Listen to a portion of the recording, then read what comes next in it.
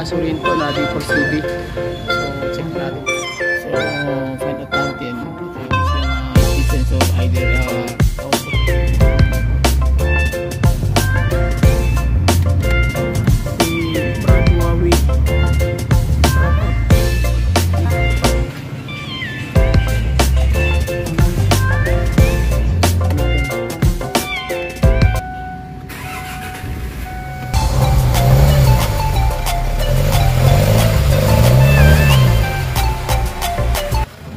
Pagpalang araw guys, another client na naman tayo na Kia Sorento. So ang problema, hinatak na natin papunta sa ating shop dahil tawag niya hindi na umaandar.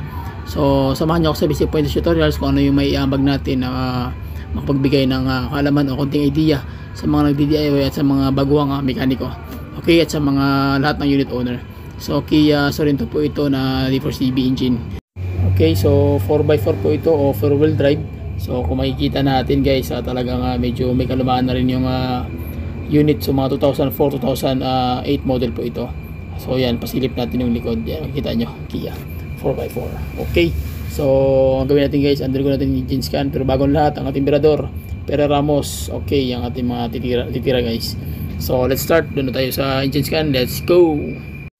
Okay, so nag-scan na tayo. So may lumabas na code related talaga sa automatic transmission. So check natin. So find out natin ito yung nangyari sa kanya.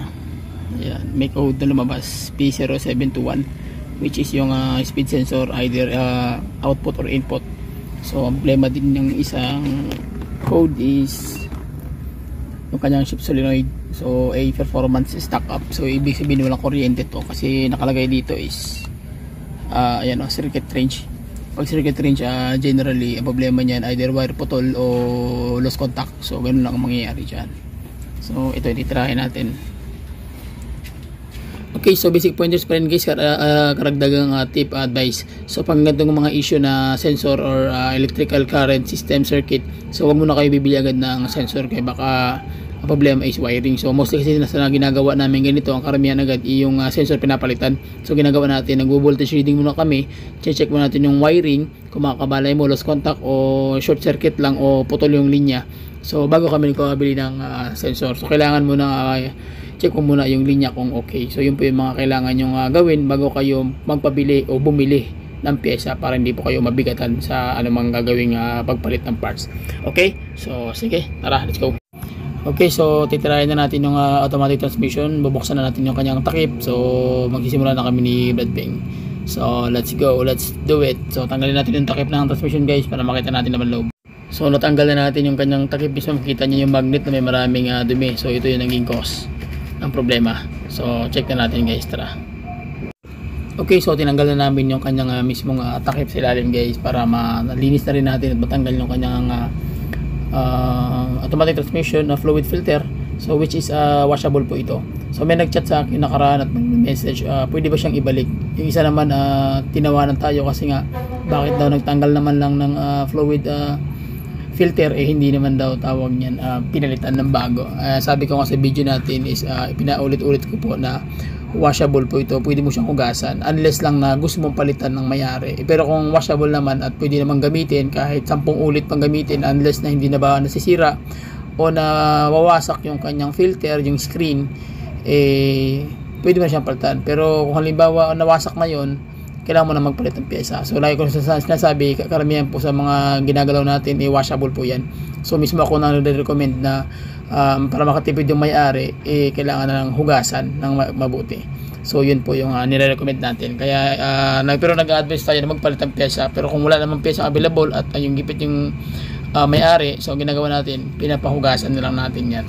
Okay, so at least klaro po kasi marami nagtatanong sa akin bakit hirap makahanap ng pyesa ng ganito. O mahirap po talaga. Kaya yun basic pointers kung sasabi sa inyo na washable po ang filter, so hindi natin kailangan ng palitan. So balik lang natin yan. Okay, so tatanggal natin yan para matanggal po yung dumi mismo sa loob ng pinaka main storage ng kanyang valve body, which is nakakonect doon yung kanyang mismong fluid filter o-ring. So yun po yung kailangan matanggal dyan. Ayan. So basic pointers pa rin guys, automatic na yan after natin mag check ng mismong valve body niya, chinecheck na namin isa-isa lahat ng kanyang valve body kung gumagana ba o hindi. And then kung hindi siya gumagana, so kailangan siyang i-double check kung bakit walang kuryente o meron kuryente. So ang ginagawa natin, natanggal natin yung buong filter fluid para ma-check lahat at matanggal yung dumi. So yan na guys, na-check na namin to. So okay naman so far yung kanyang wiring, and then ang kanya na lang ang problema is yung kanyang linya. Kasi walang negative na lumalabas. So duda ko nito may putol yung wiring nito guys. So yun ang una namin titirahin. So basic pointers pa rin, titingin kayo dito, kailangan yung valve body gumagana. Either wala man siyang function doon sa ECM, pero kailangan actual siyang gumagana. Hindi ko nga na-videoan guys kung paano paganahin kasi nga medyo na-busy tayo. So ang gawin na namin to is doon na kami sa linya ng negative kung bakit wala siyang supply. Okay, so ito is na-check na natin to, and then proceed na tayo sa kabila. Okay, so ayan guys, na-find out natin na ang problema is yung kanyang wire ng ground. Ayan, so ayan, makikita nyo kulay black. So kulay black, ang problema nito guys lost contact, wala na siyang supply sa ground. So kaya nangyayari, okay naman yung kanyang system. Wait lang, labas tayo guys, labas tayo.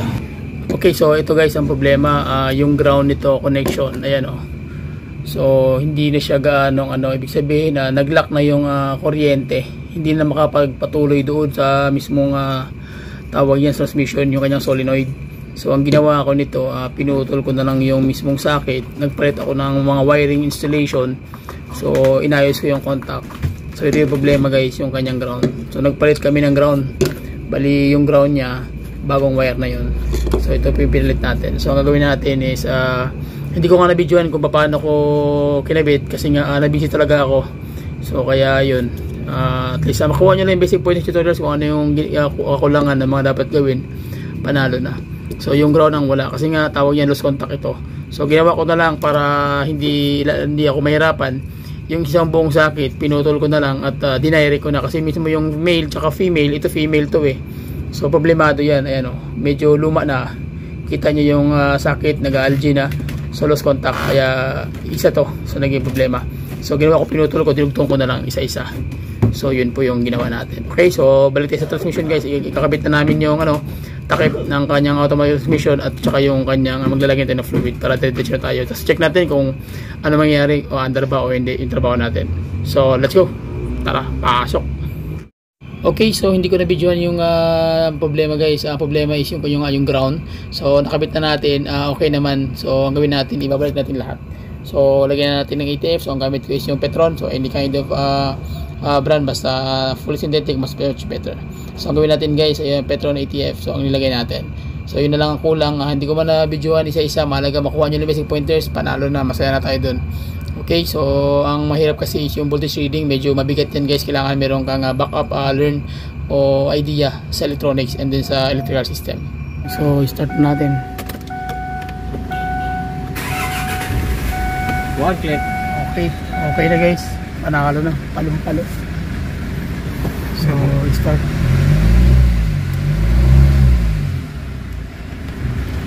So check natin ang engine bay. Ang ating mga birador, Bradping Ramos, Wawi Payat ng taga Balungon. Shout out sa lahat nyo guys. So tara, engine bay tayo, let's go.